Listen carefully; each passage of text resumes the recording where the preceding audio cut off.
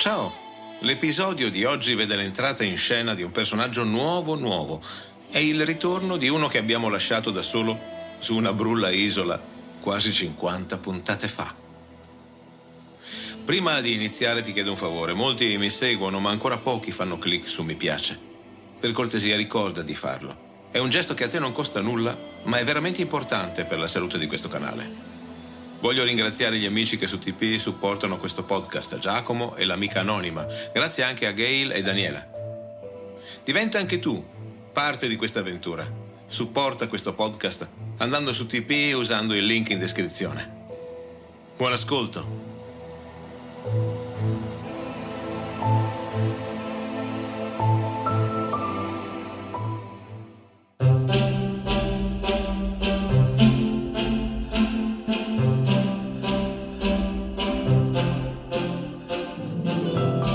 Questo che stai ascoltando è Mitologie, le meravigliose storie del mondo antico. Sono Alessandro Gelain, insegnante di filosofia, psicologia e scienze umane.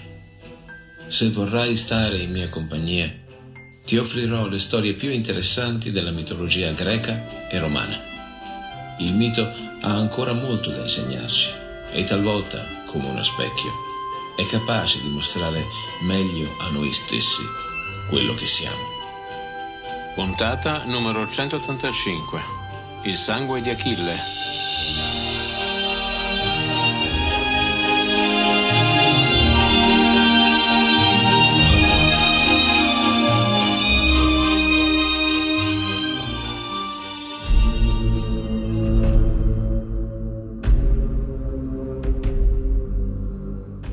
Con l'evento della morte di Aiace, la nostra storia comincia da un certo punto di vista a precipitare verso la presa di Troia.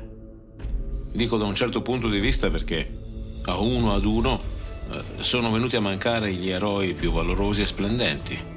Come è noto, infatti, Troia non cade in seguito ad un'azione di guerra, ma dopo una successione di sotterfugi, inganni e tradimenti. E prima di tutto una serie di vaticini complica la vita dell'esercito acheo. Calcante, l'indovino di Agamennone, fa delle rivelazioni al grande capo greco. La prima è questa: perché Troia cada è indispensabile che per i greci combatta il sangue di Achille.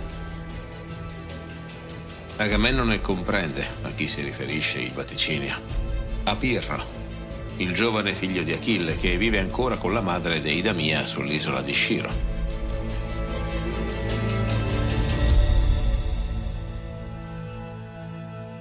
Come ricorderai, Achille da giovanissimo è stato travestito da fanciulla da sua madre Teti. In questo modo la divinità del profondo mare intende salvare la vita al figlio, nascondendolo nel gineceo di re Licomede, sull'isola di Sciro.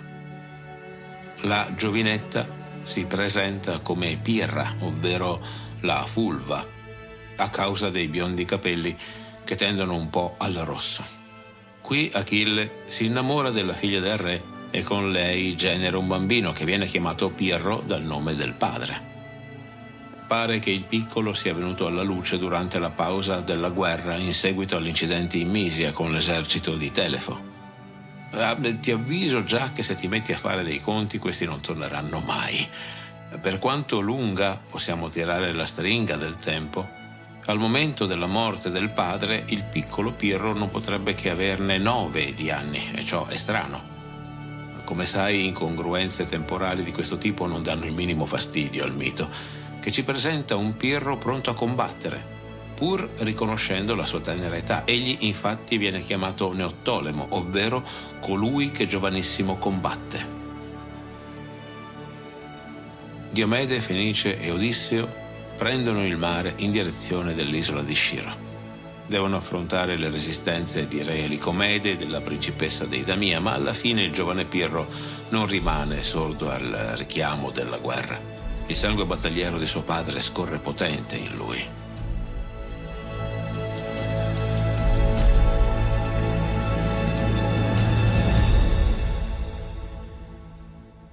Le navi, al ritorno, devono compiere una fermata su un'altra isola.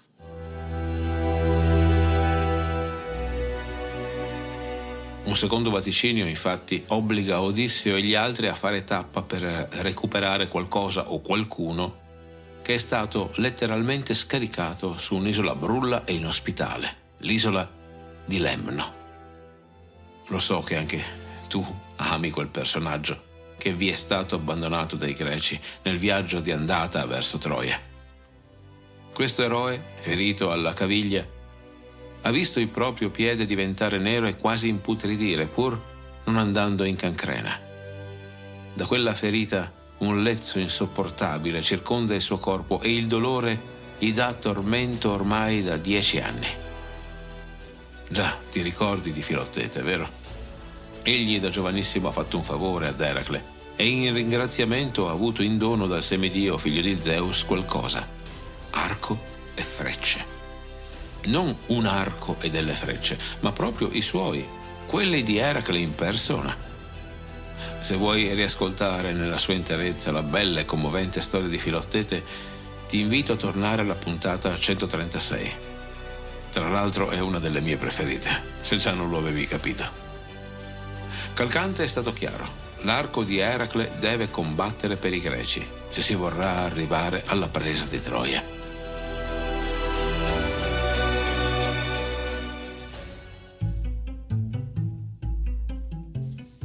Per Odisseo, secondo Sofocle, non ci sono problemi. Lui farà in modo di caricare a bordo della sua nave Filottete con l'arco e le frecce, oppure solo l'arco e le frecce. Non ci sono alternative. Sofocle, che sceglie di dipingere Odisseo come un astuto ingannatore che al suo fine non disprezza di usare qualsiasi mezzo, convince il giovane e ingenuo Neottolemo a raccontare a Filottete questa ingannevole storia. Il giovane sta tornando a casa da Troia, ma sta tornando pieno d'odio. Nonostante il suo valore in battaglia, gli Achei hanno preferito far dono delle armi di suo padre Achille proprio ad Odisseo, in barba ai diritti di successione. Odisseo invita Neottolemo ad inventare e ad usare i peggiori insulti nei suoi confronti. Egli non se ne darà a male. In questo modo, continua Odisseo nel suo piano, sfruttando anche il rancore che per certo Filottete nutre nei confronti del re di Itaca, il giovane entrerà nelle grazie dell'eroe. Neottolemo così potrà riuscire facilmente a rubargli alla prima occasione arco e frecce, a fuggire sulla nave e a lasciare Lemno a vele spiegate. Odisseo promette a Neottolemo che questa piccola azione infame scomparirà e non verrà mai ricordata da nessuno, verrà coperta, cancellata dalle 1000 azioni virtuose che potrà agire al suo arrivo a Troia. Neottolemo rifiuta. Si può affrontare un uomo faccia a faccia, cercare di convincerlo con parole chiare o trascinando lui e il suo arco con poca fatica. In fin dei conti, come potrà mai difendersi uno che ha un solo piede sano? No, egli non è nato per architettare infamie. Il giovane preferisce un fallimento da onesto piuttosto che una vittoria da vile. Odisseo lo zittisce, affermando che Filottete non lo si può convincere a seguirle a Troia, né sconfiggere con la violenza. Il suo odio per i greci è irrecuperabile e le sue frecce sono micidiali. Grazie alle sue parole, Odisseo persuade il giovane Neottolemo ad avvicinarsi a Filottete per carpirgli la fiducia e le armi.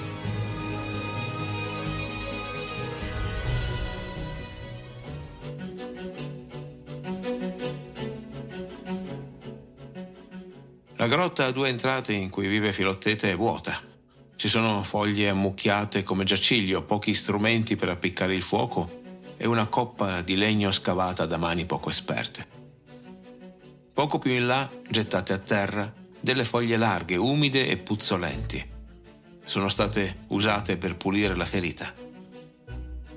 Filottete giunge. Egli è contento di vedere finalmente qualcuno che parla la sua stessa lingua e facilmente cade nella trappola di Odisseo. Neottolemo racconta la frottola e risponde alle accorate domande di Filottete.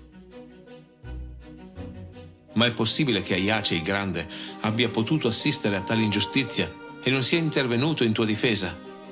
E Neottolemo: egli purtroppo è morto. Mai, se fosse stato vivo, mi avrebbero derubato delle armi. E Nestore, l'eccellente re di Pilo? Non c'era almeno lui con i suoi saggi consigli ad ostacolare queste scelleratezze?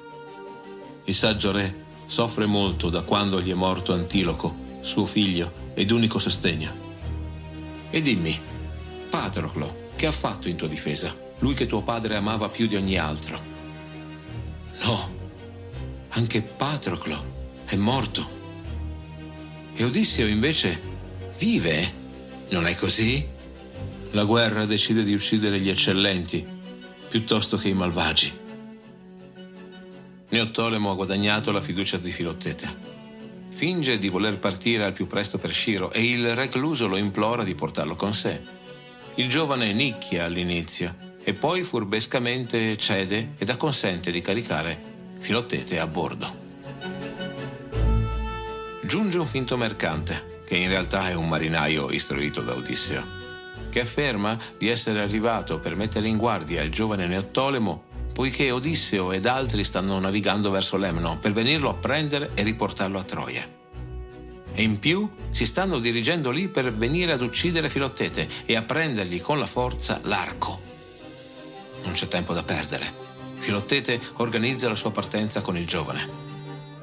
Per prima cosa bisognerà che l'eroe raccolga delle speciali foglie che gli danno ristoro dal dolore al piede, e poi il giovane lo aiuterà a trasportare le sue poche cose e l'arco e le frecce di Eracle. Neottolemo, è proprio questo arco che hai in pugno? Posso vederlo da vicino, prenderlo in mano e venerarlo? Certo che puoi, figliolo. Avrai per te questo arco, e quanto ti sarà utile tra quel che possiedo. I due si mettono in cammino, un po' di strada, e la ferita di Filottete si fa sentire in modo tremendo, tanto da impedirgli di muoversi e obbligandolo a distendersi. Raccomanda al giovane Neottolemo di non spaventarsi. Alle volte gli capita di sentire il dolore più forte, ma dopo un po' si calma. Lo avvisa che una forte sonnolenza lo coglierà dopo che il dolore si sarà affievolito. Filottete chiede il favore a Neottolemo di sorvegliare il suo arco e le sue frecce mentre lui dormirà.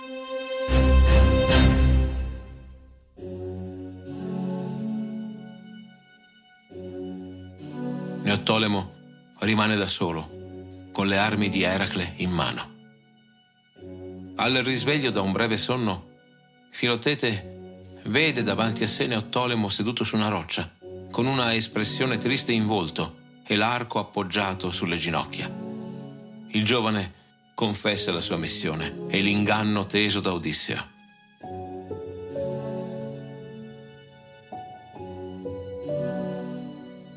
Filottete, disteso a terra, è indignato e allo stesso tempo disperato, tradito 2 volte dai greci, prima abbandonato e ora derubato dell'unico strumento che gli ha permesso di sopravvivere per 10 anni.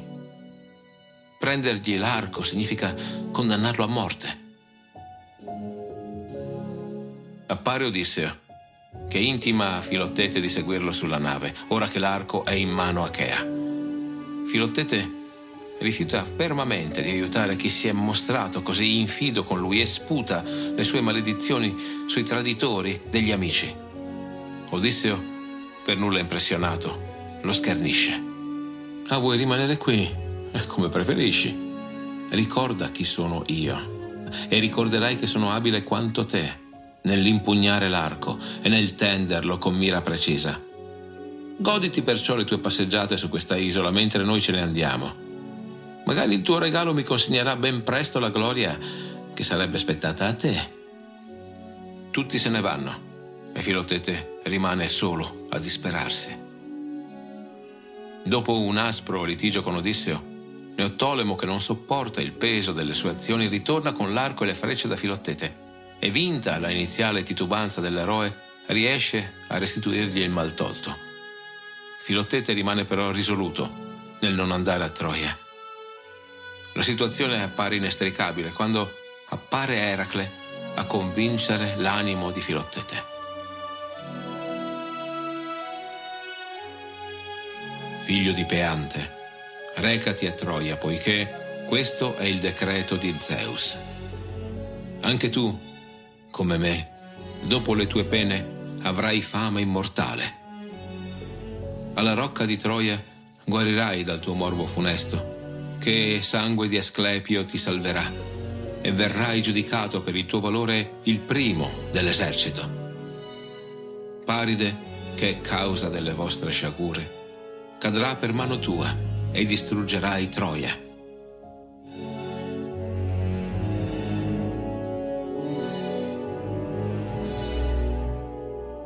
Peante tuo padre riceverai i tuoi trofei sulle balze dell'Eta, la tua patria. Il resto della preda brucialo nel luogo che tu solo conosci, in memoria del mio arco. Raccomando voi due, uno all'altro, poiché solo insieme riuscirete a fare vostra la piana di Troia, come leoni affiancati. Per la seconda volta Troia verrà espugnata dal mio arco. Non dimenticate di onorare gli dei. Tutto il resto è secondario per Zeus. Come rinsavito da questa visione, Filottete si imbarca sulle navi greche e salpa verso oriente.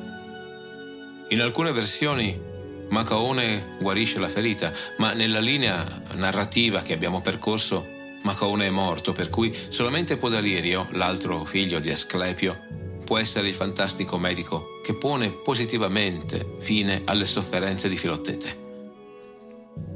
E i troiani? Beh, non sono rimasti con le mani in mano, come si dice.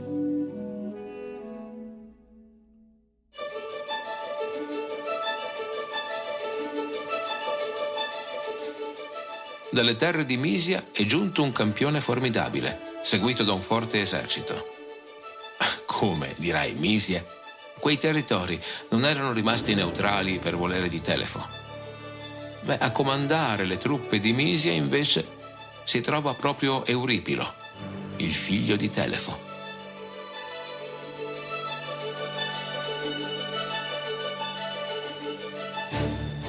Fatti sentire. La tua opinione è l'arma segreta di questo podcast. Se questo episodio ti ha fatto vibrare le corde dell'anima, fammelo sapere con un commento ed un like. Ma non fermarti qui. Condividi questo episodio con i tuoi amici. Condividere è il modo più potente per far crescere il nostro canale. E se vuoi rimanere sempre aggiornato sui nuovi episodi, iscriviti ora. Così sarai sempre avvisato ad una nuova uscita. Questo progetto non è solo mio, è tuo. Se vuoi plasmare il destino di questo podcast, clicca sul link TP nella descrizione. Scoprirai un mondo di opportunità per contribuire e anche qualche vantaggio. Ogni tuo gesto è una tessera fondamentale nel mosaico della nostra avventura. E se per ora non puoi supportarmi, visita comunque TP con lo stesso link. Ci sono tante novità e aggiornamenti sulle varie puntate che non vorrei certo perderti. Nei post rispondo alle richieste e alle curiosità degli ascoltatori inviate sulle varie piattaforme. È il posto ideale per avere risposte dirette alle tue domande. Hai appena ascoltato un episodio del podcast Mitologia, le meravigliose storie del mondo antico, raccontate da me, Alessandro Gelain. Grazie per esserti sintonizzato. Apple Podcast, Google Podcast, Spotify, Castbox, Spreaker, scegli tu. Iscriviti a questo podcast sulla tua piattaforma preferita. Ci sentiamo al prossimo episodio.